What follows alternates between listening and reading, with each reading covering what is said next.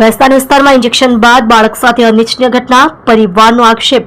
ભેસ્તાન વિસ્તારમાં આવેલા શિવનગર વિસ્તારમાં રહેતા એક પરિવાર પર દુઃખનો પહાડ તૂટી પડ્યો છે, જ્યારે તેમના નાના બાળકને આંગણવાડીની ટીમ દ્વારા આપવામાં આવેલા ઇન્જેક્શન બાદ ગંભીર હાલત સર્જાઈ છે।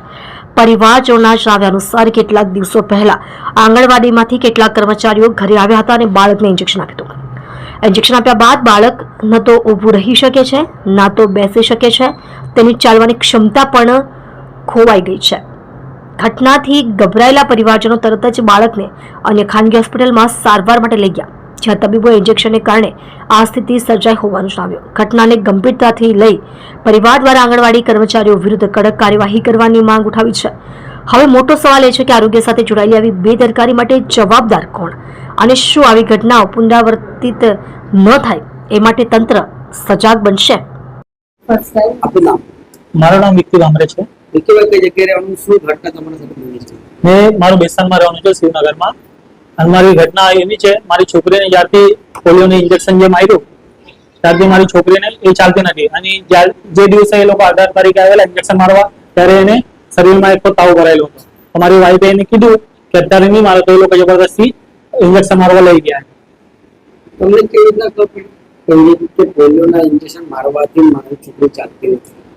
મેં ડોક્ટર પાસે ગયેલો, મારી છોકરીને જે દિવસ ઇન્જેક્શન માર્યું એ દિવસ 5 વાગે મેં હોસ્પિટલ લઈ ગઈ મારી છોકરીને। તો ત્યાં મને ખબર પડી, રિપોર્ટ કર્યું, તો એમાં એ લોકો કીધું કે ઇન્ફેક્શન મગજમાં ચડી ગયું છે, એના મગજમાં આખો તાવ ભરાઈ ગયું છે, એના લીધે આવી થતી છે।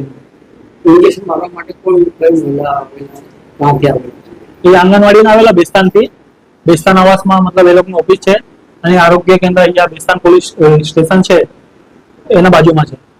તો તમારે વાતચીત થઈ હશે તો મહિલાએ શું તમને કીધું?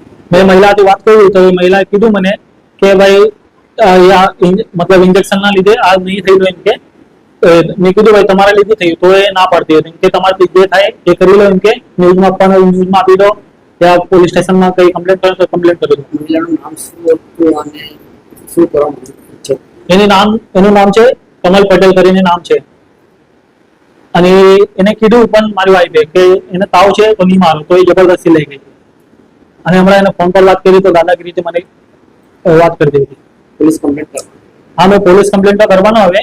જે મારા બેસ્તાન પોલીસ સ્ટેશનના જે પીઆઈ અધિકારી છે એમને રિક્વેસ્ટ છે કે મારી છોકરીને જે પેલા જે આપણા જે અધિકારી છે આંગણવાડીના, જે મહિલા છે, તો એ લોકોને કાઢી મૂકીને કઈ બીજા સ્ટાફ, સારા સ્ટાફ લાવો જે બનેલા હોય।